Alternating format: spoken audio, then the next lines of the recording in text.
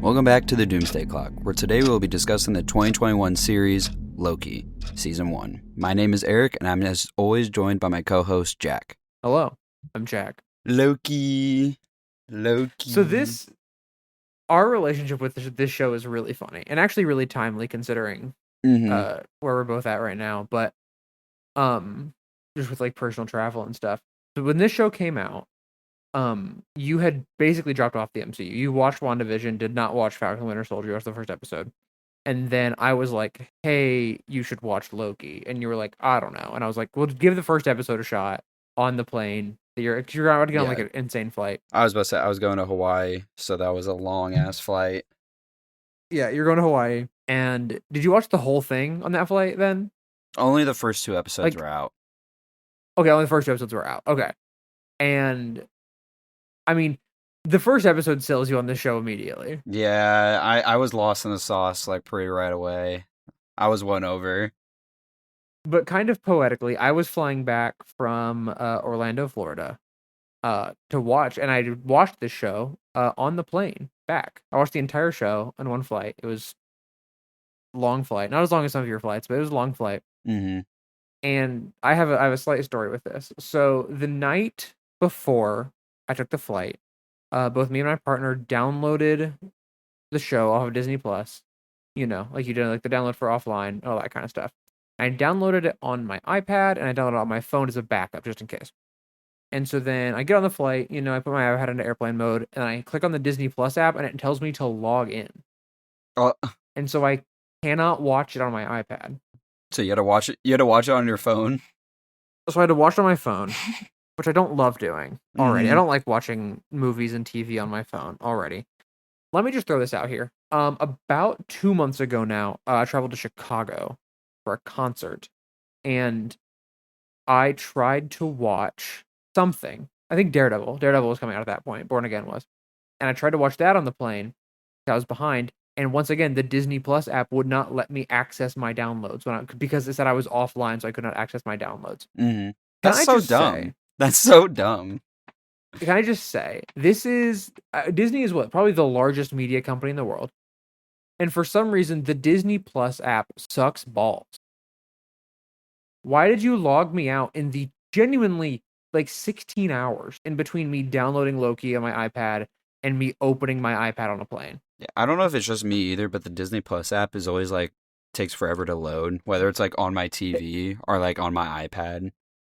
Takes forever to load, and also like it loads so slowly. Then like it like drops frames, yeah, and all this kind of stuff. It like lags my TV, and like whatever. I guess it's insane.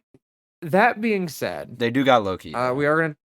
We did get this show out of it, so I guess it's not all bad. I guess that the complete monopolization of entertainment by like 4 companies on their streaming service isn't so bad because we got Loki out of it. But we have to play a game first. I just wanted to tell that story. I think that story is important. I think I also watched like the first. The show. I probably watched the first 2 episodes on my phone too. I didn't really care around that time, so yeah. I wanted to take notes on my phone, then watch on my iPad, and ended up taking notes on my iPad and watching it on my phone, which is a very inconvenient layout on like the tray table of an airplane. Mm-hmm. I felt like, and people. Okay, so here's another thing about this plane. The people next to me were watching Avatar: Fire and Ash. This was a 5-hour flight, 5.5-hour flight. Mm-hmm. The people next to me were watching Avatar: Fire and Ash. I don't know if that is a 3-hour movie, and I kept looking over. I haven't seen that movie, but I kept looking over, and like I kept looking like the third act was happening, and like it was about to end, and then they would like pause it to talk to each other, and there would still be like 2 hours left. I swear this happened more than once. It was insane. Mm-hmm. People are in a different world sometimes, dude. I feel. Yeah. Anyway, he was watching Harry Potter, which is also crazy to do in 2026, but you know. Which one? He watched Chamber of Secrets. That's not too crazy, but like,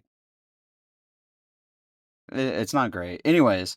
It's not great. Shout out to the plane that it did have Chainsaw Man, the movie, the Reze arc on it, which hey, I love that movie. I own that movie. I'm not watching that on the plane. There's certain scenes that I'm not letting come up on a plane. Yeah, I feel the same. I get self-conscious on a plane on what I'm watching. Because I don't want to be the guy that someone's like, did you see that guy was watching that on the plane? You know what I'm saying? My partner watched the Reze arc on the plane, and she was like, "Yeah, it's fine." She was like, "I don't care," which is crazy because like of the two of us, you would assume that she would care more about that. But she was like, "I don't care. I'm watching it because I want to watch this movie." Because her Disney Plus on her phone didn't work either, so she couldn't watch Loki either. But we'll get to. She has a special relationship with Loki, so we're going to talk about that also later. But 6 minutes in, let's finally play our game. Mm-hmm. We're just doing IMDb score, right? IMDb score. Okay, I'm ready. I'm ready. 3, 2, 1. 2. Boom. I said 7.6. You said 8.3. Let's see. I don't Season remember. I remember people liking this. I don't remember One. how much people like this. Also, does it separate? It probably doesn't separate season 1 and 2, does it? No, it doesn't. We'll figure out something to do for. Let me see what it. Are we doing closest or are we doing prices right? Do you remember? Let's just I don't know, closest. Okay, because it is 8.2. Oh, where do you see that? Up at the top. I don't know where I'm Where's the at. trailer for I season believe 2 you. is playing. Yeah. It is 8.2. So you do win. Yay! Congratulations. Very fitting that you win the Loki episode. Let me pull up. I feel like I lock in for mine. You know what I'm saying? You do. You do lock in pretty well for Because like for like Guardians and stuff too. I was also I won that one too. I did not mark on the spreadsheet who won the Falcon the Winter Soldier game, so I'll have to go back when I edit that one. Is that rating for just season, or is that season 1 and 2, or is that just season 1? I think it's season 1 and 2. Season 1 episodes average is 8.6. So either way, I'm still closer. But like either way, you still win. But yeah, very high. I'm a stupid chud. I just checked season 2. That's a while though. That's a while away. Yeah. So you have forget numbers. You tend to forget numbers sometimes. Yeah, I forgot this Anyway. one, and I also looked at this one like when we did WandaVision. But that does mean that you get to give your review of Loki Season 1 first. Yeah, I mean, we already kind of talked about it, but I kind of really like this season. It's a lot of people talking, and there's questionable plot holes open up by the concepts of this, but not really for this show, if you catch my drift. I like this show a lot. I really, really like it. It's probably my favorite MCU show I've watched, which is not a lot, but it is probably my favorite MCU show. So I'll just end there because most of mine is spoiler, I guess. Yeah, most of what I would say is also spoiler. This show is very funny to me because we hinted at the fact that Eric was kind of falling off the MCU, and I was like, "Hey, you should watch it." And he's like, "I don't know," and then he did, and he was like, "Oh, I get it now." Like the way that the concept of this show, the trailers of the show did it no justice for what it actually is. Mm-hmm. And I really, really like this show. I'm gonna talk about the score a lot in this show. Yep. Natalie Holt did the score for this show. Let me check. I think she got nominated for something. She should have if she didn't. It's one of my favorite scores of any show ever. It is, it's awesome. Mm-hmm. She got nominated for the Composers Award for Television Score of the Year and Television Theme of the Year in 2022, which is the 2021 awards. She got nominated for Best Original Music and Best Original Music Fiction. She got nominated for Score of a Limited TV Show in the Hollywood Music and Media Awards. She got nominated in the International Film Music Critics Association Awards for Best Original Score for Television. Like, yeah. She got nominated for a lot of awards, as she should. The score of this is just... she got an Emmy nomination for the Primetime Creative Arts Emmy for Outstanding Music Composition for a Series and Outstanding Original Main Title Theme Music. Like... Yeah, the title theme of this show is goated. She got a lot of accolades for this. She didn't win as many as I would have hoped, but she got nominated for a ton of awards, as she should. And she did the year, I guess, looking forward, spoilers, for season 2, she did win TV Composer of the Year. Mm-hmm. Which was both for this and for the other things that she did in that year. But fun fact, I don't know if you know this, Also, the score for Obi-Wan Kenobi, the show. And that score is also quite good. I barely remember that show. If Um, I'm not gonna lie, but that's fair. But yeah, this score, I'm gonna talk about the score a whole lot. Natalie Holt absolutely kills it. Um, but let's go ahead and get into episode 1, glorious Glorious purpose. Purpose. Well, I Starting in like. Endgame, Yeah, I was about to is say. sick. I like. I'm gonna put a pin in this moment because this is a plot hole I'm gonna talk about later. But I do like that we basically just start with recapping the shenanigans going on in Endgame. Yeah, Um, but it's cool to me because it doesn't show any of the what I would call like Endgame footage, where yeah. it's like the like cutaways to Tony and Steve and them talking. It's all like more from Loki's point of view, which I really like. Mm. And then, well, it's also like the Marvel logo and stuff. I really had a cool score here, but I don't remember what the score sounds like. But it's green, Marvel logo It's green. from frame 1, the score is awesome. Yeah, no, the score. Yeah, I mean, blanket statement. The score is amazing in this whole show. Um, but this Yeah, also with like the shot of like Loki arriving in the desert, like that established this show has sauce, and you can the show has visually so much see that sauce. like immediately. Um, The show just sapped the sauce from all the projects on either side of it. literally. Um, and then the TVA show up and they arrest Loki, and they Yeah, do like the slow mo punch and stuff. I love the fact that they get to like play with time at the Mhm, beginning of this show. It's very cool. yeah, and I also love that they just like are like, you're a variant and stuff like that, and you're like, huh? It The way that this show uses Loki not knowing anything and him being I said this later, but him being mad about the plot Hmm. as like exposition dump is a very, very good way to do it. Yeah, it's a really this whole bit is a really cool intro to the TVA because like all the tech is insane. Loki's completely powerless, and The set it design, looks so good. like it's such a good and it's such a strong introduction into the TVA. Hmm. Yeah. Um, I, I think I'm gonna talk about my pin now Okay. because this is like the beginning. They explain that the TVA get rid of variants, like if you're a variant or whatever, branching off because there's only one timeline, and if you do Yes. something that branches off the timeline, then you get taken out. Like they'll come take you and arrest you, and then delete, quote unquote, prune your timeline that you made, your branch. Um, Yes. so my argument here is that the entirety of Endgame is therefore kind of a branch because the of like Okay, tone. so I wrote this down and then Yeah, I deleted it because later they say that that was supposed to happen. Renslayer's like, because when he says like, "Oh, the Avengers went back in time," and the Renslayer was like, "But that was in the yeah, timeline yeah. No, supposed to the happen." Avengers going back in time was supposed to happen. Loki taking the Tesseract wasn't, but that therefore changes the back in time plans.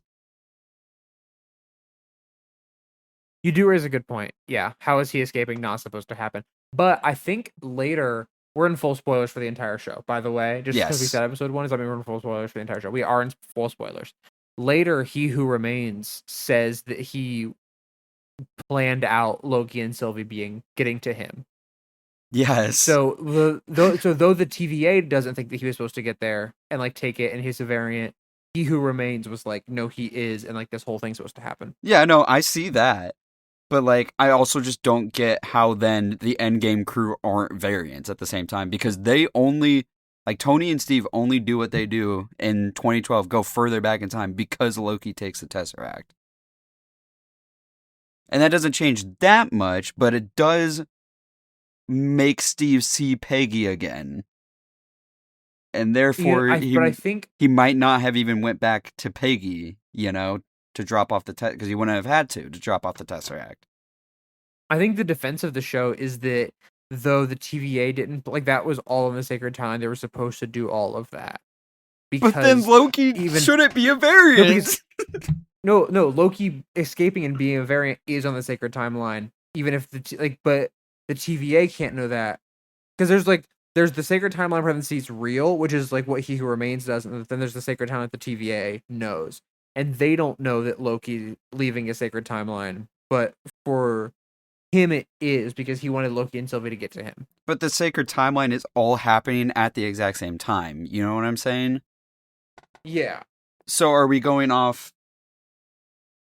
It's confusing. You know what I'm saying? That is confusing. Yes. So when Because exactly is Loki supposed to do this then? You know, are we talking I don't he's know. always yeah, whatever.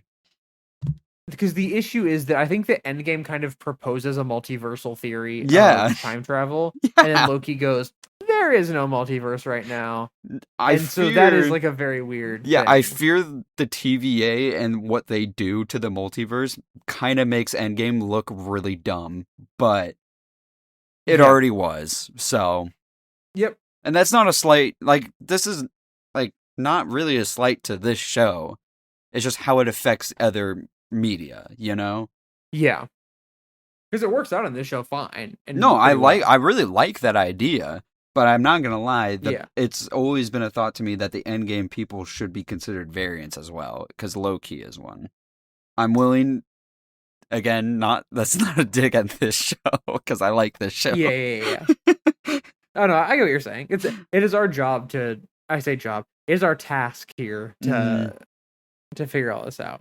Yeah. And look at this stuff and go, but maybe. Well, it's also, I like the explanation for what the TVA does, too, because if you think about it for like half a second, you're like, God damn, that's messed up.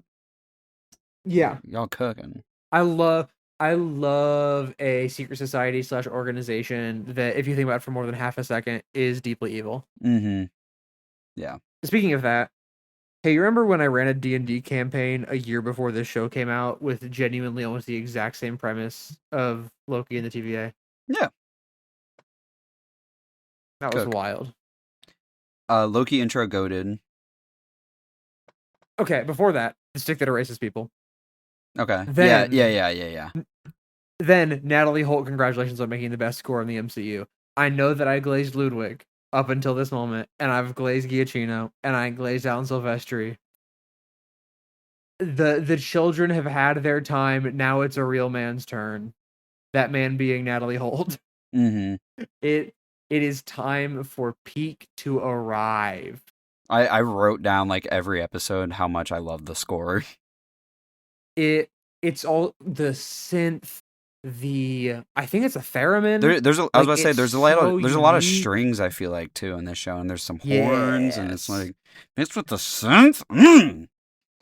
It's so good. We're cooking. And I love the title card of this show too. Oh, it's so awesome! I love it so much. It's so good. Anyway, so this first scene with Mobius is like perfect characterization of who he is. Yeah, I agree. It does so unbelievably well, and then you get the like whole no magic in the TVA stuff. Mm-hmm. Like all that is like it's such good setup, and then he looks out across like Loki and Mobius look out across the whole TVA, and the track that plays here is so good. The TVA looks sick too. It's like CGI nonsense, but it looks cool. It's like the set design inside, like where they are, complements that outside like CGI so well, and it all is so congruent. It's unbelievably good. Yeah, I also want to shout out the courtroom scene just because I think it's cute, and Loki also pieces together that the Avengers came back in time. Yeah, like just off rip. I like that. Yes. I really like I said it earlier, but I'm going to say it again. I love that a lot of our exposition comes from Loki just being mad about the plot of this show in this episode. Mm. Well, I was about to say, I love, this is kind of a blanket statement for like the conversations between Mobius and Loki in this first episode. But I think it's super well written. I think it's a very interesting dissection of Loki, asking him directly who he is in a sense where he's powerless, you know? Yeah. Loki's not wrong that the TVA is an illusion. He's calling it what it is. And also Loki being DB Cooper is generally one of the funniest bits in the MCU to me. I love that joke. The score there is great. Yes. It is one of it because it's one of those jokes that like okay, If I you just know have a who it is, love. it's funny. It's It's so hilarious. funny. And if you don't know, it's still funny. Yeah. I also just have like a love of this idea in like fiction that like, oh, this historical figure was actually important to this plot. Percy Jackson does this a lot in a way that I mhm. really, really like. I just love that it's And just so him played just as a being DB joke. Cooper is so Yeah, funny. this dude that just hijacked a plane for no reason was just Loki just messing around. He lost a bet to Thor. Is Yeah. hilarious. Yes. Yeah, and the scene's Um just like Mobius fully deconstructing Loki to his yeah, face.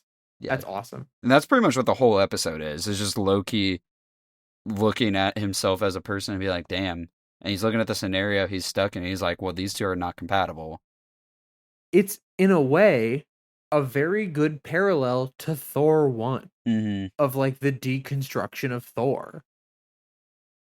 It's I think it works way better here, like infinitely better. But oh yeah, I think it works better here, but it's a very cool thing of like if you're like looking at the whole MCU because a benefit of doing this week to week, right, is that we have. I mean, we watched Thor 1 6 months ago, like it's not fresh in our minds, but it's relatively fresh in our minds compared to last time we would have watched this show. mhm.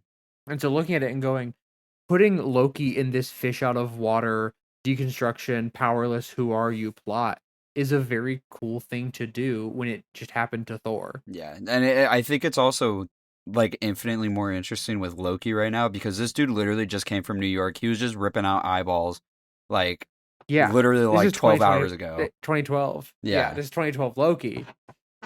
And yeah.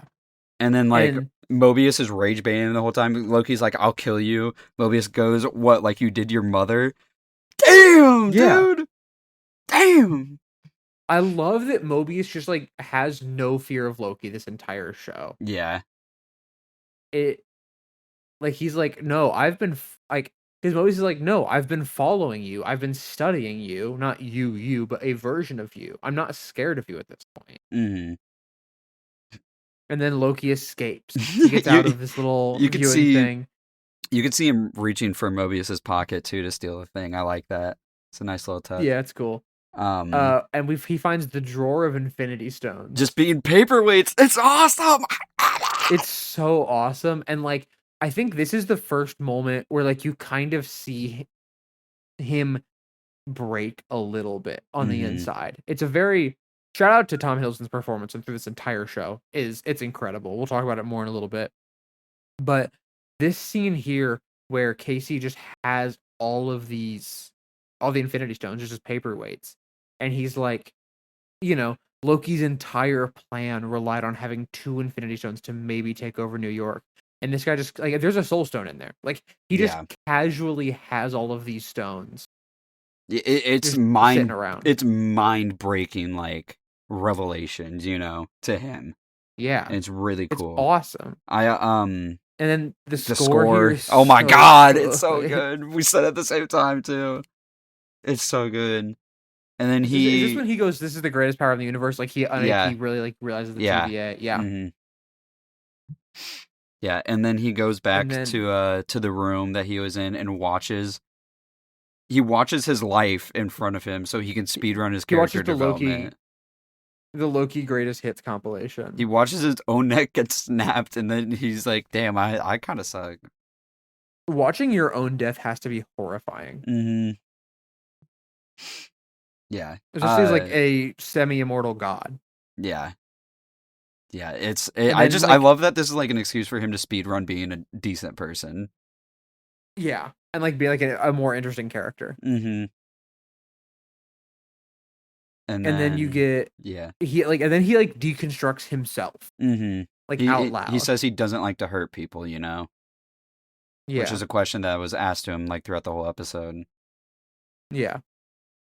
And then the reveal that the variant that Mobius is hunting is Loki. This is another Loki. It's so cool. It's it okay. So here's the thing.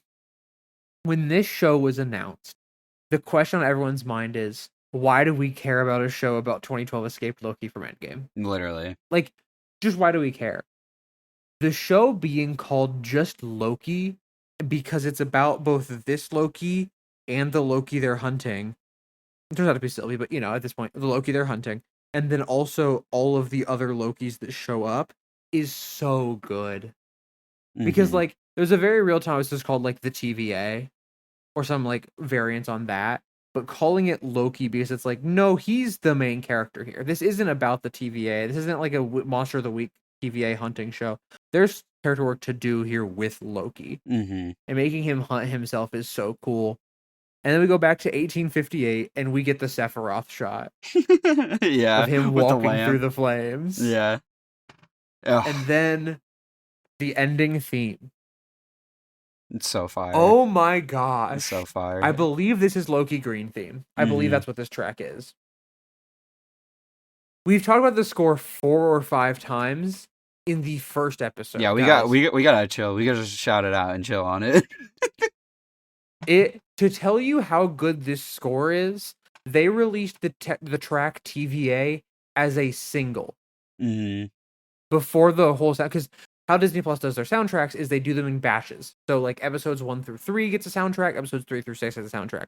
Sometimes they do different, like sometimes it's like 1 through 4, 5 through 8. But that's how they do it. But like the week after the show came out, they dropped the TVA single because the score was that loved immediately. It's so fire. It's awesome. Yeah. Uh. Yeah. No. I'm ready. Are you? Can I say the overall for the episode? Are Yeah, you? yeah, Okay. talk about this episode. Yeah. I think this pilot's up there with like the WandaVision one. I'm not gonna lie. I really love. Yeah. I think the time travel stuff creates plot holes for kind of the MCU, specifically Endgame. But this episode is just a character study. And it's so cool. There's like barely any action in the entire episode. It's just mind blowing Yeah. revelation after revelation and character study. I love that. It sounds boring, but it's awesome.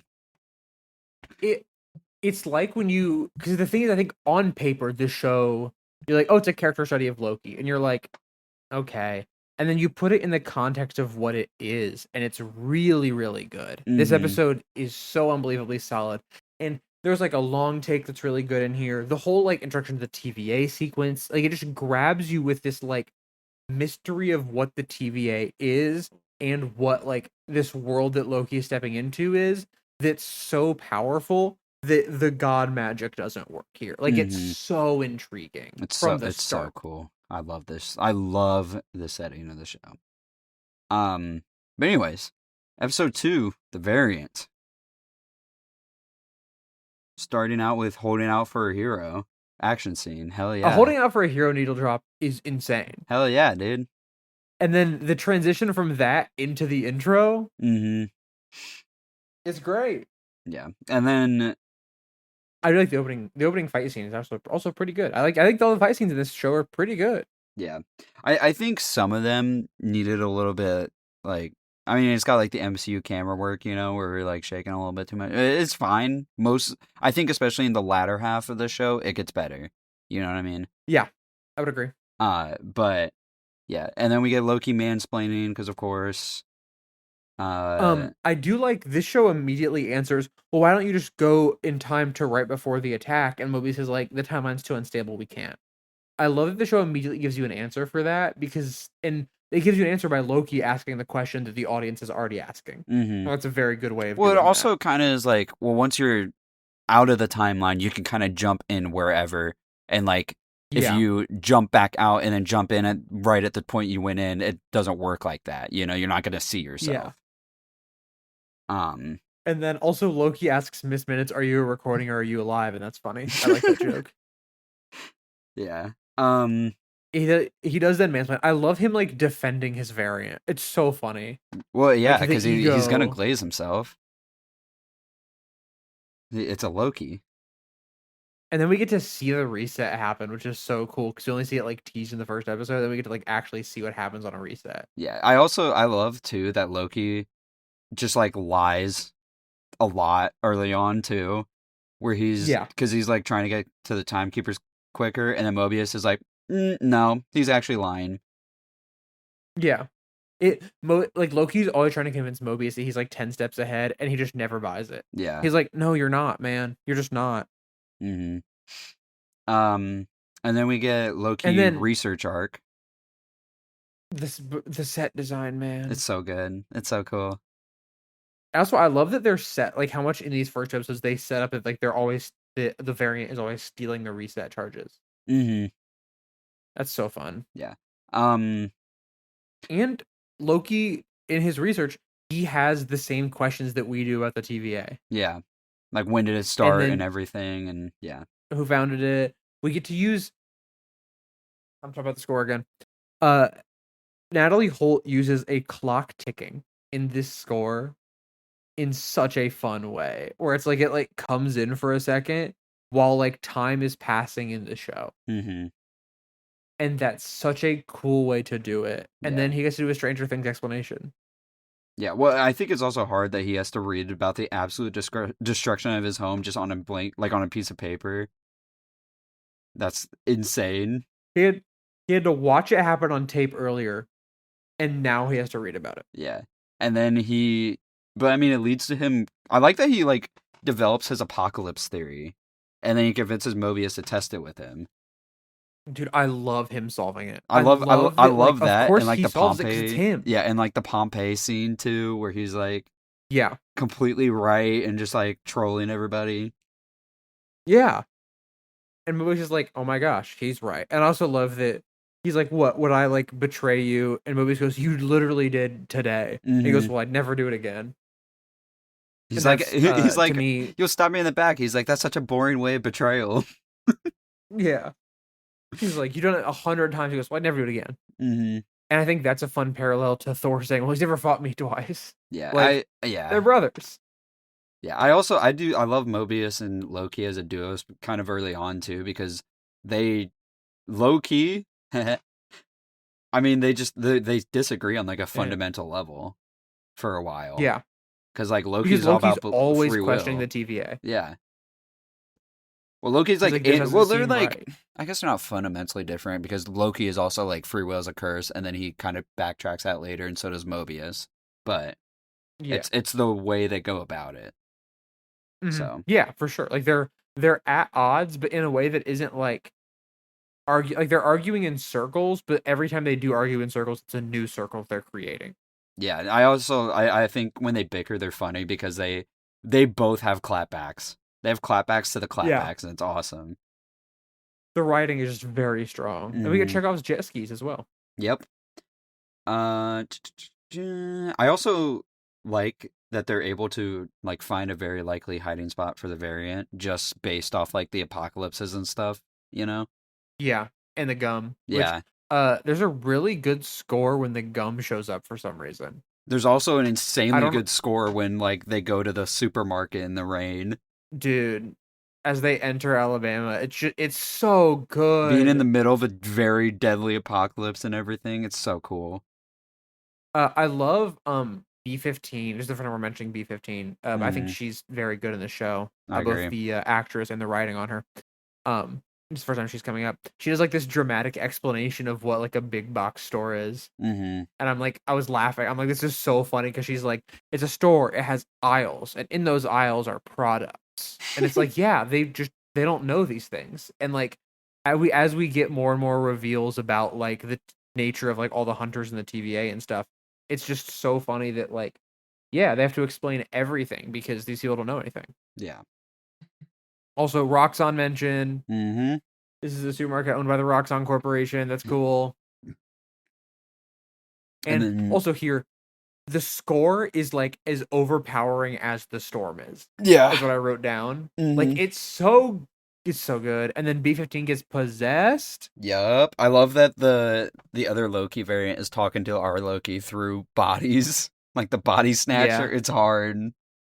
It's hard. Also, we have this really cool transition. I think where this it is like the zooms weakest out. fight in the show though, between like Loki and like the random civilians. I would agree. Because like Loki should be winning. I know they're like possessed, but like and the camera work is like really shaky and he's like not summoning any weapons for some reason, even though he can just do that. It's kinda lame. He should be winning. Yeah. We do get a really cool shot here though, where it pans out from like we have it's basically static, and then it starts to pan out, and it pans out through a security camera. Mm-hmm. It's really awesome. I really like that. And then it's also, I think, the possession sequence is very unsettling. Yeah, I like Like that. I like it that a lot. it puts you really on edge, and then we get the Sylvie reveal. Yeah, the Lady Loki reveal is cool. And then the fact that her plan goes off so early in the show is awesome. I also kind of want to talk about this though a little bit. Yeah. Because she sends the things that prune things to different time periods, right? Yes. But shouldn't those just reset everything back to normal? Because they prune things and they set things back to normal. I mean, I'm assuming that she modified them in some way. I am too, but I'm assuming, you know? Yeah.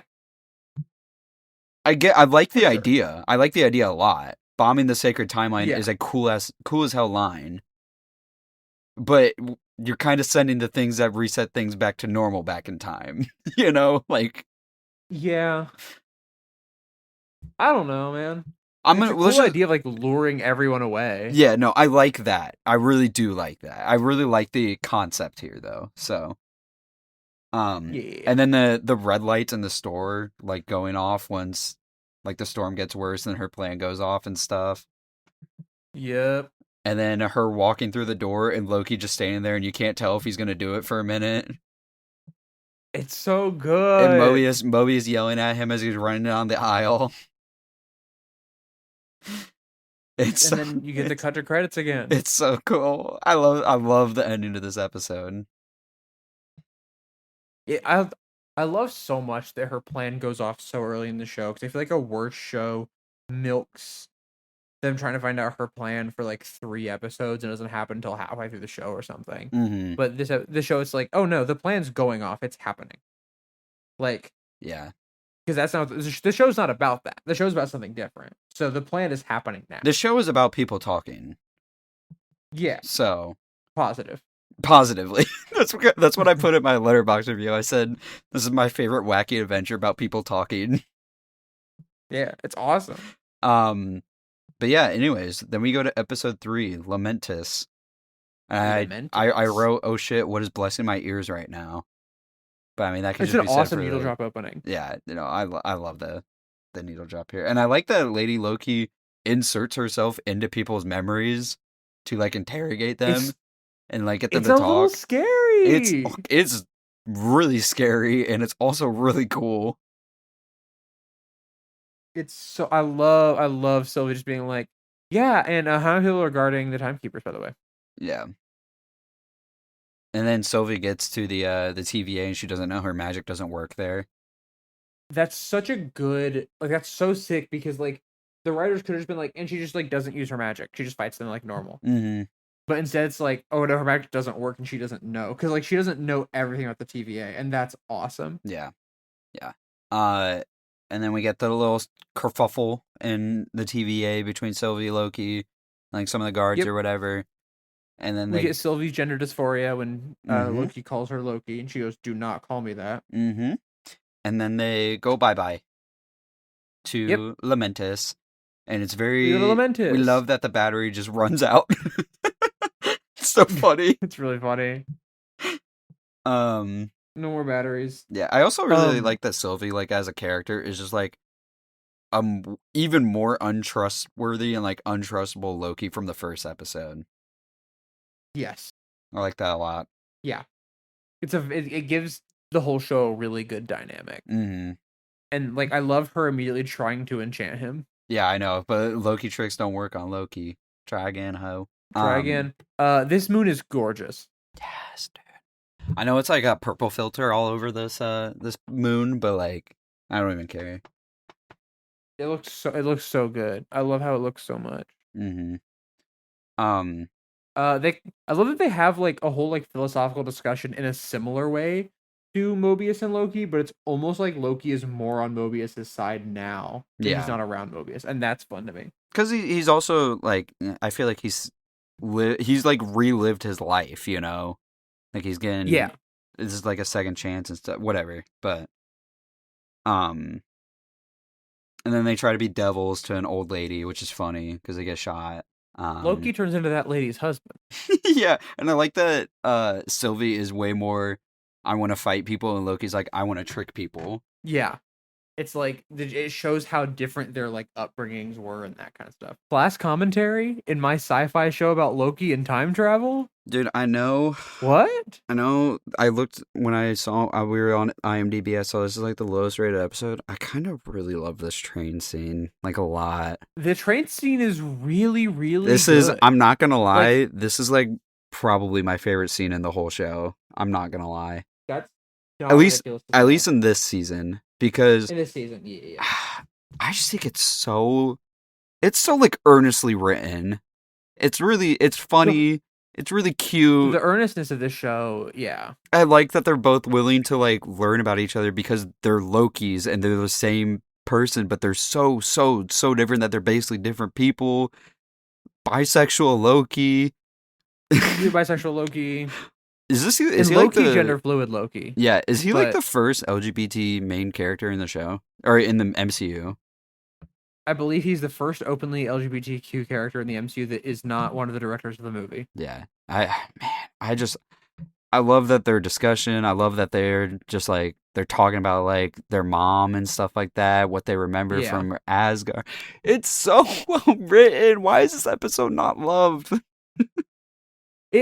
I kind of get it because it kind of feels like the show starts and ends in a similar place to where like you can't cut this episode, but like I mean, it's a character work episode, but the whole show is character work, you know? Yeah, it's just so I see where people are coming from, even if I do love this episode. Yeah, I just really love this train scene. I'm not bored at all. No. I'm absolutely 100% invested what they're talking about. So. And then they fight. And because Loki gets drunk.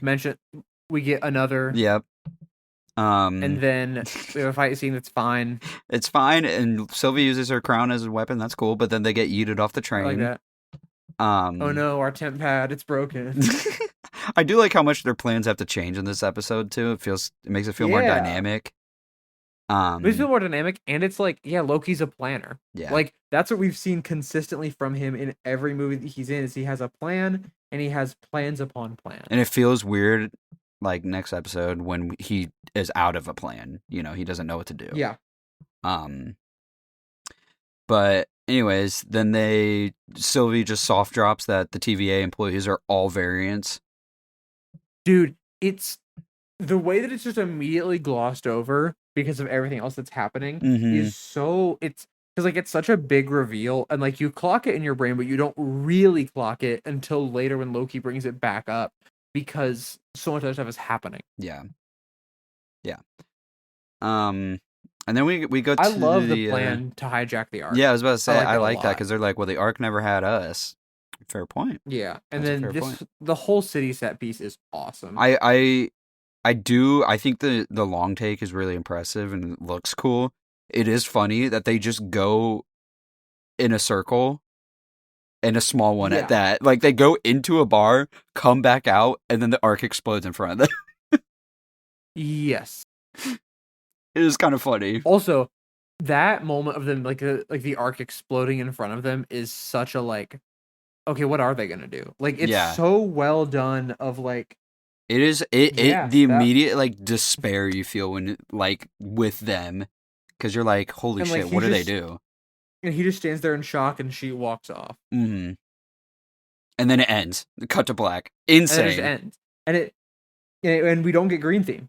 It doesn't play. Nope. The normal song does not play. God, I love that. I love when shows do that. This episode's so good.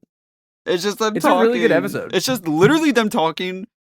It's just the show. It's just them talking, and I love it. Yeah, this feels like a very big like microcosm of the show where they talk and there's a small fight scene, but the more important stuff is them talking. Yeah. And like it's like we had less to say about this episode than we did the other ones, but it's because a lot of what happens is just like, hey, this is just good writing. Like it's just good writing of these two characters. It's not like we have to like it's not like, we're not here to be like, I really like this line of dialogue, this line of dialogue. We do that sometimes, but the whole episode is just like good writing and good character work to me. I feel like we're gonna say the exact same thing for the next episode. Yes. But Anyways, episode 4, the Nexus event. Renslayer said Sylvie transitioned and then arrested her immediately. Yeah. She saw her transition and just was like, "You get arrested now." Yep. And then we actually... And then the timekeepers are aura farming. Yeah, we actually get to see the physical timekeepers, which is cool. Yeah. I also want to point out, I like that the TVA agents just have numbers for names. Yep. Very cool. The hunters do, but then Mobius gets a name because he's an analyst. Yeah. That's cool. The TVA killing C20 is so interesting because, like, I think that on your first watch, you go, I think that Renslayer might have killed C20. Mm-hmm. Like, you're like, it's suspicious enough that you're probably like, okay, something's not right here, but you're probably not immediately like, oh, she just killed her. Yeah. And I like that. Mm-hmm. And then I love that they explain why variants happen. Yeah. It's one of my favorite little lines that the universe wants the multiverse and is fighting against the sacred timeline. Mm-hmm. That's awesome. It's actively people in the universe exhibiting free will, and then they say no. That's so awesome. Mm-hmm. And then we get our Lokis on Lamentis leaning in, they're looking at each other. And then Sylvie... We get Sylvie backstory. Yeah, we get Sylvie backstory, and she also drops one of my favorite... Obviously, it's like one of the best lines of the show, but do you think that what makes a Loki is the fact that we're destined to lose is so... That's just so heartbreaking, dude. It's so great, dude. The electric guitar in the score. Yup. Mm-hmm. And then... Like, the planet also just looks gorgeous. Mm-hmm. Like, the purple filter... Like, the lighting is so good. And this is the scene that caused to drop the show. Really? She was made very uncomfortable by the flirting between the two of them. She did not like the Loki selfcest. Mm-hmm. I don't know if this is a bad take or whatnot. I used to also not like this. But I've kind of developed the opinion that they're kind of just different people a little bit, even though they're technically not. You know what I mean? Mm-hmm. Yeah. So it honestly kind of doesn't bother me. And it also just doesn't really happen until, like, it doesn't go anywhere purposefully. Yeah, it doesn't really happen. To me, it's, like, such a good writing choice. Yeah. Where it's like, yeah, I don't think that you're meant to be like, these two should be together. Mm-hmm. Like, that's kind of the point, is that, like, throughout it all, like, yeah, they're obviously going to be, like, they're going to vibe with each other at a certain point because they're the same person. Mm-hmm. But the show is never like, they should be together. Well, that's not in the text. The person Loki loves the most is himself. So it makes a lot of sense that a Loki would fall in love with another version of himself, I think. Yeah. So, and I also kind of, not gonna lie, it's well written. I think it's well written. It's very well written. So if you don't like it, that's fair. Yeah. But, like, I think it's well written. I think if you're uncomfortable by it, that's fair. I do, however, think it's well written, and I think Sylvie and Loki are different people enough where it doesn't bother me. Yeah. But I also do get it. I used to not like it very much myself. But I also think this show is helped vastly by it being a show, because we actually get to see these characters go through shit together. And, like, these that being two... said, I'm looking them up on AO3. AO3 right now. Yeah. There are 2,340 works. That's not bad. It's not bad. Even more, I'm gonna guess. What about Loki? 5,496. For Loki you know and who Mobius? This is? For Loki Mobius. Yeah, I get it. They vibe for sure. Yeah. They to a certain extent, and they're not shipping bait, obviously. Mm-hmm. There are times in this show that I'm like, this scene is begging for an edit. Yeah. With romantic music over top of it, of Loki and Mobius. Yeah. But Mobius is mad. Mobius is mad and sends Loki into purgatory. He sends him to the nut kicking dimension. Mm-hmm. So I'm gonna put out a take here, and I need to know if you agree with it. Yeah. Sif is more important to the plot of the Loki TV show than she is to Thor 2 or Thor 3. Yes. She's not even in Thor 3. Yeah. And she drops What's up "You're with that? alone and always will be" to Loki in this show, which matters to him. Yeah. That's crazy. Mm-hmm. But I do like that Mobius then goes, okay, what are you talking about with the TVA lying? Yeah. He's immediately like, okay, he might not be capping here. But Yeah. and It's then cool. I like that, like, Mobius doesn't, like, he doesn't immediately believe him, but you can tell that, like, what Loki has said has resonated with him. Loki like actively lies to him to tell a better story that he'll believe. Yes. And I like that a lot. Mm-hmm. I like that Mobius is playing 4D chess here as well. Yeah. And then it's like casually dropped that Loki and Sylvie kind of low-key falling for each other is such a crazy event that it was able to be a Nexus event even though they were about to die. It's really funny. Mm-hmm. And then we also get B-15's like little side character arc where she wants to understand the memories that Sylvie kind of awakened in her. Yeah, I love this. Mm-hmm. Because up until this point, like, B-15's a character, but she's like very much a side character where you're like, oh, she's just like the hunter character, right? Yeah. And then this scene like gives her like full agency of like, no, she's gonna figure some stuff out now. Like, she's gonna now go down the rabbit hole and figure out they're all variants. Mm-hmm. Yeah. And then Mobius and Renslayer, I like that they're friends. I like their friends a lot. I love this conversation. Yeah. I love him like probing her as his whole world is falling apart in front of him. And she's low-key like trying to look for the red flags to see if they're popping up or not. Yeah. And then stealing the temp pad. Mm-hmm.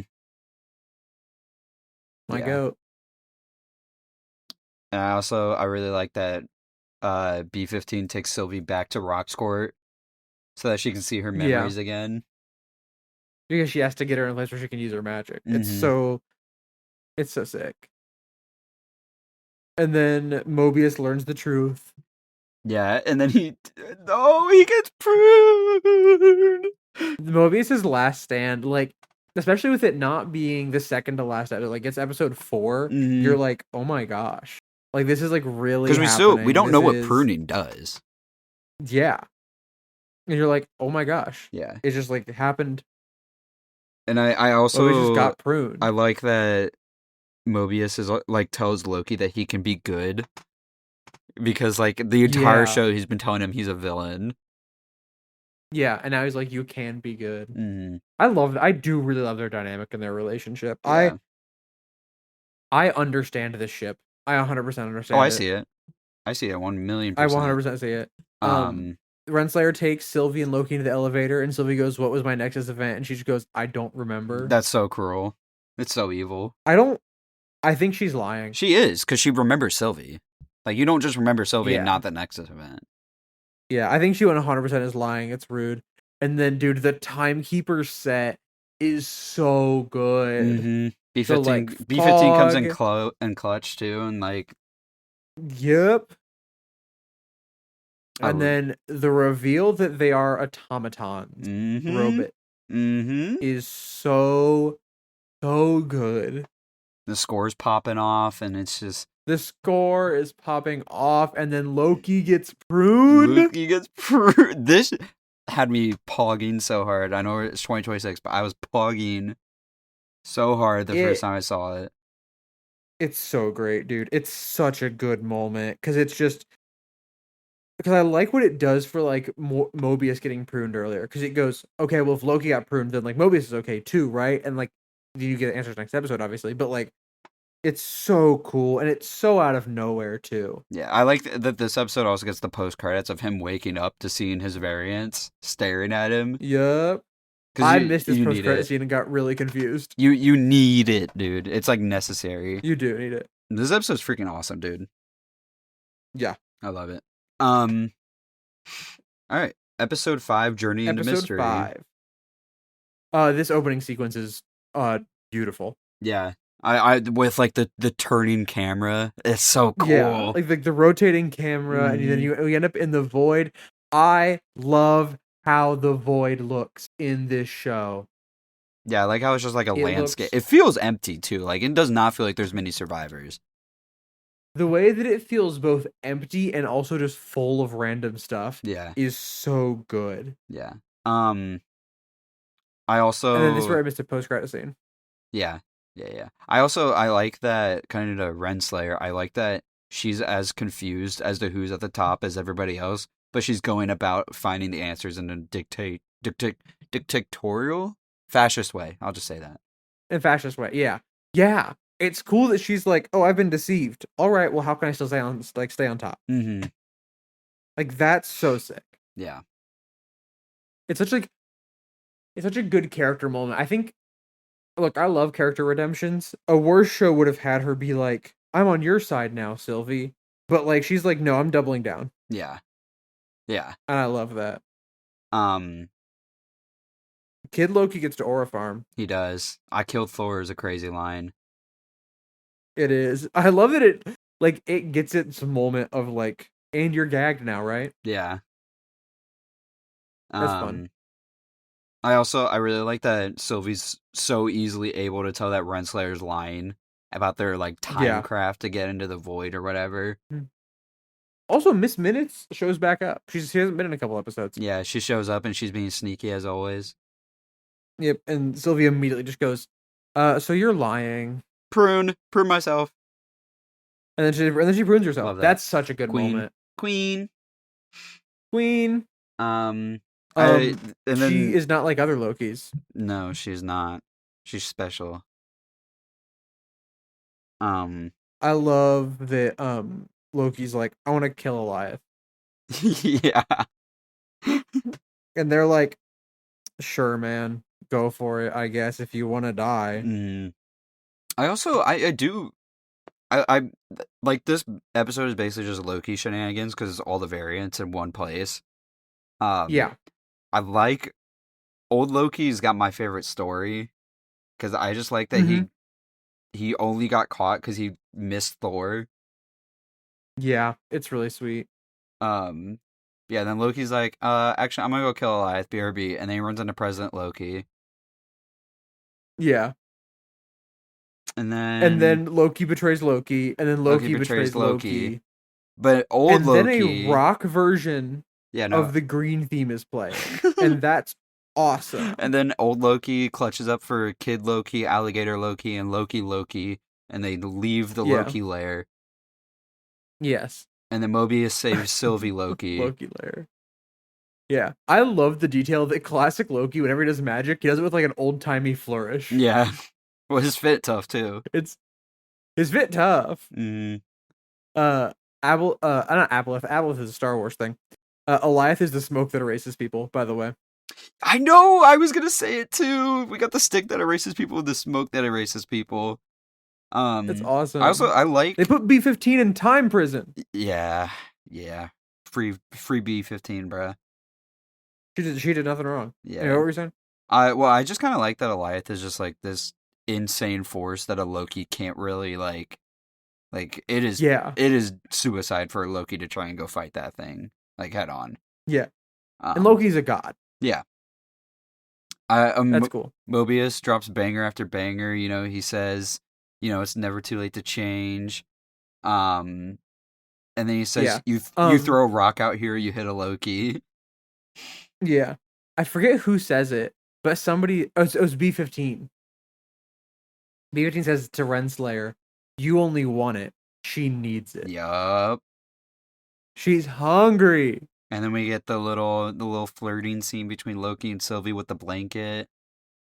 They don't know how to be normal, but normal is not the word I would use to describe their relationship. So that's fair. Yeah. Well, I think it's nice. I like when they're even like about to like do their final fight with like Eliath or whatever. They have to talk about how much if they can trust each other because of course Loki's gotta set the boundaries of betrayal because that's like obviously like going to be a conflict with them. Yeah. Also, going backwards slightly, I love how they animate Miss Minutes into the world. Yes. Like she looks fits, so cool. She fits into the TVA set so well. Mm-hmm. Awesome.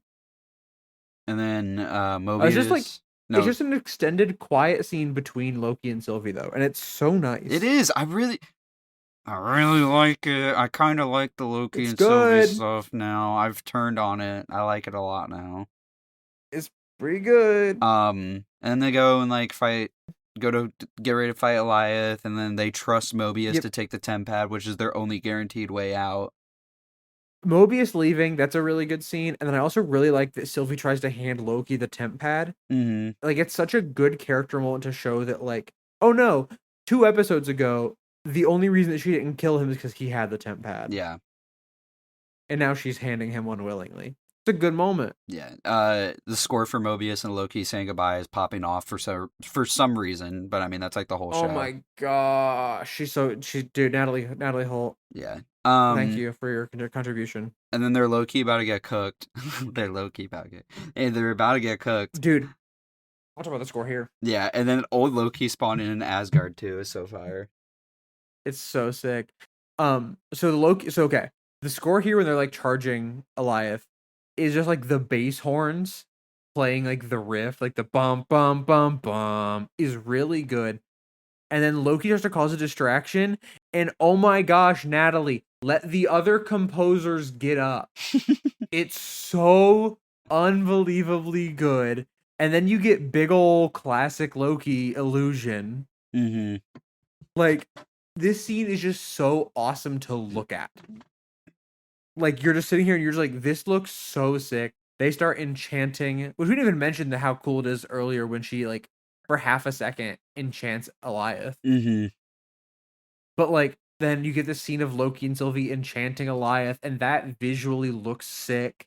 Like, Yeah. classic Loki gets erased, rip my boy. Yeah, but, he went out with Aura. He went out with Aura. The score is so good in this scene.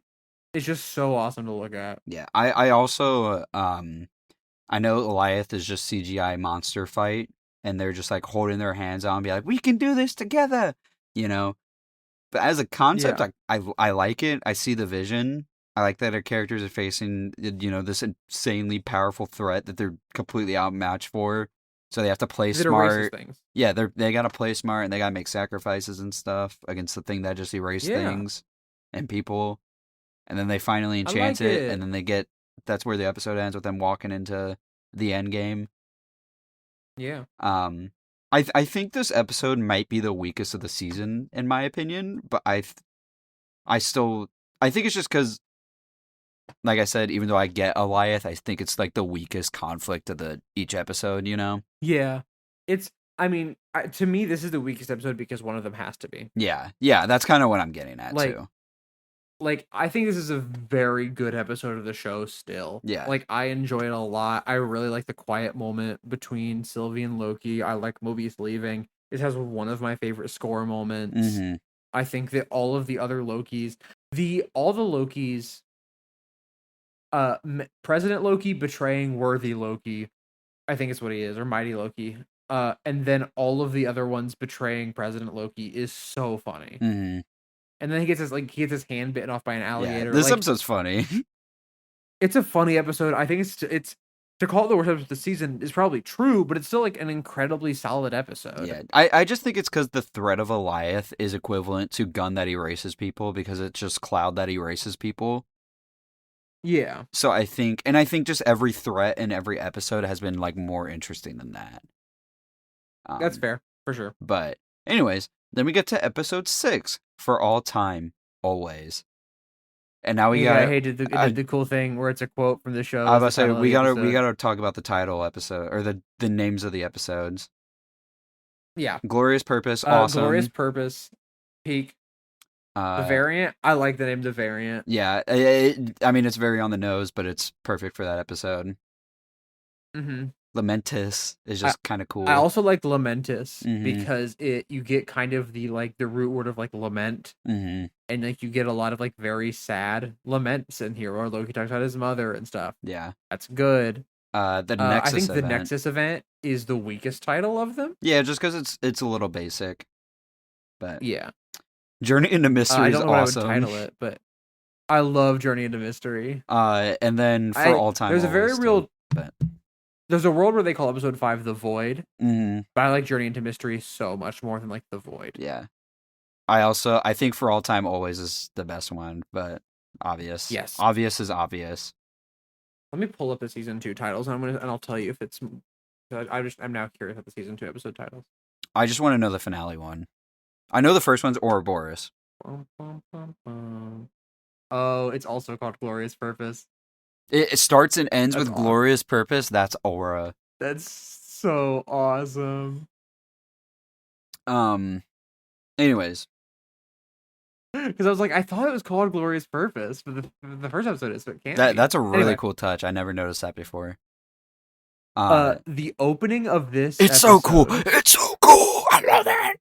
is so awesome. It's You get all the quotes overlapping, and then you get to see the timeline, and you see the end of time. You see like where the timeline ends, and the score is gorgeous. and then you get the long time song, the Endgame song too, over it all. Yeah. It's so.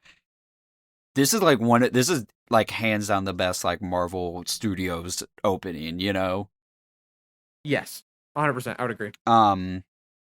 There might be better after this. I don't remember. But yeah. Up to this point, for sure. Well, it's also like I'm sitting there here listening to this, and I'm hearing all these quotes. I'm like, Loki's kind of the only character that could be here. You know what I mean? Yeah. So I really like it. It's also what Sigma saw in Overwatch lore, by the way, with like the music and like that stuff like that. So the universe sings to him. And then we got the Vision quote: "What is grief if not love persevering, breaking through the noise?" Yeah, it's good, man. Mm-hmm. It's a really good opening, and it looks really, really pretty. Yeah. Yep. And then I love how Loki and Sylvie are lit in this shot. Yeah, they look cool. They got so much aura. And then Miss Minutes jump scare. It's so funny. And she drops 2 of the hardest names of all time. She goes, "Welcome to the Citadel at the end of time." Hard. And she goes, and they go, "Well, who's here?" And she goes, "He who remains." Yup. Hard. Mm-hmm. And then you get the rotating shot in the Citadel. And then you get the scene where So Miss Minutes is basically offering Loki the ability to kill Thanos and live with Sylvie on the timeline, and they both say no. Yep. Because they're both too into free will at this point. Mm-hmm. It's so good. And then Miss Minutes is creepy as always, but top 5 performances in the MCU incoming. Here it comes. He Who Remains. But I do love his character. He's such a cool villain. He's someone who's like more full of tricks than them, you know? Dude, teleporting around Sylvie's attacks is aura. Yeah. And then I have Ohio mentioned. It's because Renslayer. It's the Ohio name drop. Right, she's in Ohio. Yeah, she would be from Ohio. That makes so much sense. She is from Ohio. We'll talk about Ohio again next week. He Who Remains putting the script of what they said in front of them, and they still don't believe him. And then he says, "I paved the road. You just walked down it." He's so scary. I would simply read the next page to make sure my next actions are not what is scripted, and then I would kill myself. Therefore, I get the last laugh. You read the page after that page, it says the previous page was false. You're gonna say this and then kill yourself. It's so dehumanizing. It's crazy. I know, dude. I think later Loki says that like he was like terrifying, and it's so cool that he was so scary because he just sat in a chair. Yeah. Like it's I love a villain like this so much. Yeah. And then we also get Mobius confronting Renslayer. This conversation's awesome. I love this conversation so much. I'm not gonna lie, Renslayer loses me a little bit here as a character. That's fair. Because she's just so contradicting. Because she wants free will, but she wants to keep the timeline from having free will. But she also wants to rule the TVA for He Who Remains while she figures things out. But she also just left the TVA. And she also wants to find out who it is, but she kind of also doesn't really care. Because the timeline. I think she's just someone who's like incredibly lost, but like doesn't know exactly what they want, Mm-hmm. but is still like, I want to be in charge. I need power. Yeah. I And I think in that way she's kind of cool, but I do get what you're saying. Like she has very confusing motivations at this point. yeah. Yeah. That's why I think by episode 6 we needed a little bit more concrete something, Yeah, for sure. but uh that is actually a complaint I do have for the show is Renslayer at the end. But That's fair. um We do get one of my favorite lines though from He Who Remains after that. yeah. And she's, I think either Loki or Sylvie says, "What are you so afraid of?" And he just says, "Me." Mm-hmm. And then you get his story Yeah, where he's of the the multiversal multiversal war. war. And you're like, oh, and the score here is so good. And I Yeah. love him telling the I do story. too. And It's so cool.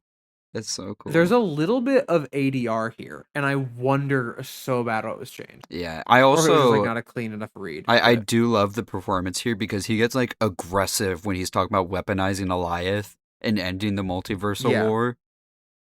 yeah, I love that. I love that touch. and I love that it also like answers. Hey, he's just a guy sitting in a room, and he's talking about like these like conquerors and like these rulers. Like, what are his powers? And he's like, oh, I just weaponized Goliath. Mm-hmm. And you're like, oh yeah, that'll do it. That's an instant win scenario. Yeah, like, oh yeah, you just brought out the smoke that erases people. Yeah. Yeah, that'll do it. I love the two options he gives them. Yeah. He's either take my job or kill me and the multiversal war continues. I love that he puts them between a rock and a hard place. And this set is so gorgeous, Mm-hmm. and like it's lit so well. This whole scene just looks so good. And he calls everybody. He's like, you guys are hypocrites calling me a bad person, but like you guys also clearly suck. Yeah, I love that. Mm-hmm. And then we get Like he's like, yeah. No, go ahead. I was moving on. we. No, that's what I Okay. like. It's awesome. I love that. I also wrote that down, and then he goes, "We just crossed the threshold." Yes, you can like see the moment where he goes beyond where he knows what's gonna happen, and the way his entire demeanor changes the second the threshold is crossed. The entire performance changes, and then like it's really starting here. They let just the show be just like sit in silence. Yeah, for like 10 to 15 seconds at a time. Like the show lets you sit with your decisions. Yeah, and in the characters are gonna make in the background too, like in the window, you can see the timeline getting some branches. Yes, and then it just like the way that it like it's full silence and like nothingness except for like the sound of the timeline, which also sound design on that is incredible. Mm-hmm. And then Sylvie just like jumps, and you're like, "Whoa, it's happening! Like it's going." Yeah. Well, Sylvie, I kill him. I love that Sylvie is like, no, he's lying because of course she would be, and Loki's like, we need to hear him out a little bit here, and he's considering ruling TVA because of course he would, you know. Sylvie's just blinded by revenge. We also, I probably shouldn't talk season 2 spoilers. Never mind. No, we should talk season 2. And then Loki drops the bar because you can't trust and I can't be trusted. Yeah, it's so good, and He Who Remains drops better hurry, the timeline's already branching. Mm-hmm. Like, if you're gonna make a decision, you gotta make it now. And then this track that plays, like, and then she does the manipulative kiss. The manipulative kiss. Loki's where she last kisses him plea just to push him away. Loki's last plea to her with her knife to his throat is it's so well done. It's so good. And then I'll say it. See you soon. Terrifying. Is the most haunting set of last words that anyone could ever say. It's terrifying. This is like the shot of him. Oh. The shot of him dead in a chair, and then it hands up to the timeline just like splitting, is so unbelievably good. And then we just sit with Loki. It's so hollow in this room. It's for a little bit. It's so hollow. The score in this quiet moment, and then he gets up, is rushing, finds Mobius, and Mobius is like, "Who are you? What's your name?" The statue, and then what happens is my favorite track in the entire MCU. The correct, yeah. This track is called "He Who Remains," and it is, I think, the best track in the entire MCU. I know that I said about how much I love Porch earlier. Take whatever I said about Porch and Endgame and multiply it times 10. It is a change and like slight variation on the TVA theme, on the green theme, and it is so good as the credits to this show. It I love this ending so much because also I think this was just advertised as Loki and not Loki season 1. Yeah, we didn't know there So was gonna be season 2 until the post credits. we didn't know there was gonna be a season 2 yet until after this show ended, and that's so awesome. That like this is how it ends, and you get this track. The track is called "He Who Remains" because like yeah, that's it. Yeah, It's him. I also wrote, He "Goddamn, wins. they went crazy with the music over the credits." And like the last bit too, so with like good. Loki running through. Which, by the way, there's a 6-7. There is. Loki, the score there with him running through the TVA trying to find Mobius is so awesome too. Yeah, that's called Back at the TVA. Season 2 confirmed. Let's go, baby! That had me so hyped when I Yeah. first saw that. Yeah, it's so good. Also, real quick, 'cause I haven't mentioned it yet. The actual credits sequence, like the visual effects of like what's happening in the credits, is really really cool. It is. It's I really well like done. how it looks. Like him getting God, booked and stuff. this is a fantastic finale. It is so amazing. It's so good. It's one of those things where this show is very obviously like it was both seasons were written either at the same time or like the plan for season 2 was always in place when season 1 was made, right? Like Mhm. there's going to be 2 seasons was always planned. But it's one of those shows that does really well at like season 1 is still a self-contained story, right? In a similar way that like Infinity War is a part 1 to Endgame's part 2, but Infinity War is its own self-contained story about Thanos. Mhm. The way that this is a self-contained story about Loki's first arc through the TVA is really, really good. And sometimes when shows have like cliffhangers, it doesn't work, but it very much works here, and I love it. Yeah, I I love do. this I show. This also ending is so good. I love that whoever wrote this show saw the character Loki and was like, because Loki is a character. Yeah, he's a villain, but he's also a character who could become a hero. I never felt like he was Yeah. like, yeah, he did the horrible stuff in New York and stuff, which is like a 9/11, you know. But Yeah. like especially Michael Waldron was the head writer. yeah, especially like in Thor, it never felt like he was doing it to the point where he couldn't return. You know, it always Yeah. felt like there was never a point like he's not like a Thanos where he's like not ever coming back, you know. Yeah. And I love that this show puts him in a place where he either sinks or he swims. And a Loki Yes. does not sink in this scenario. It's so good. It is so incredibly. You know, I'll just start with my review. Yeah, go for it. I love this show a lot. I think it's so weird. I think it's so creative. I think it's really impressively well written. I love all the characters, even like the side ones. The only one I don't really care for, like I said, is Renslayer, and it's mostly just in like the last episode or two. But other than that, I think she's like she's like the only rough character for me. The world building is awesome. I love how the TVA looks. I love what they do. I think this story is really insanely ambitious. It's always changing things up. Every episode is interesting. I only like when my negatives come in is like Renslayer a little bit, and then like nitpicks like with the, you know, when it comes to like how the world works and how the TVA works. I think some things might have gotten forgot about, like Endgame and stuff, but other than that, I really like the story, and I even buy the romance a little bit between Loki and Sylvie, because I think, like I said, Sylvie's just a completely different character at this point, and it doesn't even work out in the end, you know? But, and they also give it a lot of time to develop and let us actually see it, which is very rare for the MCU, but yeah, I love this season a lot. So Yeah, no surprise that I also really love this season. I've already talked about the score ad nauseum, but I'm just gonna call it out one more time that this is the best score in the MCU. It just is. Like, just straight up, this is the best score in the MCU. To this point, and I think probably through the end. It's so good. Tom Hiddleston's performance. I think I called it out in the first episode where he's like watching like the highlight reel of Loki, is incredible. Then throughout the show, like every performance, everybody's just so in for this show. The set design, how it's shot, like it feels so unique in what it is, and I adore that. It's so the writing is so strong, the character work is so strong.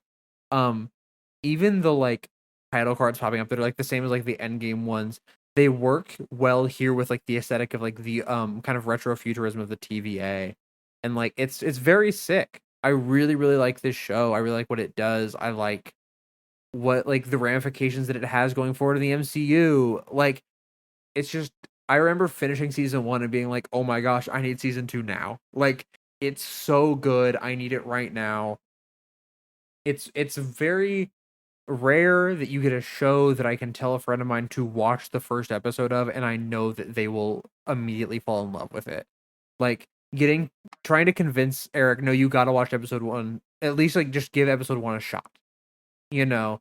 And he was like, fine, I will. And then his plane lands and he goes, yeah, that's really good. Yeah, I Like didn't have anything else to do, so he was like, yeah, it's really good. And I was like, yeah, I love it. I really, really like this show. I think that the little like bits of like fun fan cameos and fan service like just add to it with the different Lokis and all that kind of stuff. I just really really like this show. I have news for you that while you were giving your review, I looked up. what? So Michael Waldron he's credited as the creator, writer, and executive producer on Loki. He didn't write every episode, but he's the head writer, so he did a lot of work with it. Is he Obviously. writing Doomsday? He is a credited writer in Avengers Doomsday Okay, now and for Secret Wars. I got a little hope then, but Yeah. It's him and then Stephen McFeely who did Civil War, Winter Soldier, Dark World, Infinity War, Endgame. oh brother, And wait a minute. Oh my gosh. Stephen McFeely did the Narnia movies? I've only ever seen those I've only seen the first one like once maybe. That's crazy. I didn't know that. Oh, this Wikipedia is for Christopher Marcus and Stephen McFeely together. They don't get their own Wikipedia page. They get their like together Wikipedia page, but it looks like only McFeely is credited on Endgame.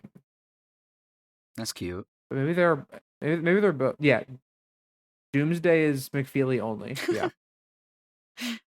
All right. and then Waldron is also, I think, from what I can tell, involved with Secret Wars. We'll see, dude. I don't know. What do you want to rate it? I want to give it like a 9.5. I was thinking like a 9.2 or 3. I almost was. I'll do a 9.3. Okay, yeah, let's do 9.3. Do 9.3. I'm fully with 9.3. I had 9.5 in my mind, but I was like, I kind of do got issues with some things, like how I said early on. Yeah. So and like that Elias stuff, but anyways, yeah, 9.3. 9.3. So we did our like kind of state of the show after Far From Home, but let it be known formally that we are halfway through. This is our mid-season finale. Mm-hmm. Here at the end of June. This is our mid-season finale for or here at the beginning of July rather. This is our mid-season finale of Doomsday Clock. It's crazy that it's Loki. It's crazy that Loki's the one that's the halfway point. It's kind of poetic in a way. Yeah. At the start of like everything with the multiverse. Yeah, that's true actually. So yeah, we will see you guys next week for Black. Oh, we won't see you and you won't see us. The podcast, but for Black Widow, the 2021 movie. Yep. But until then, I'm gonna keep thinking about Loki. No, for real. I might have to watch clips on YouTube or something.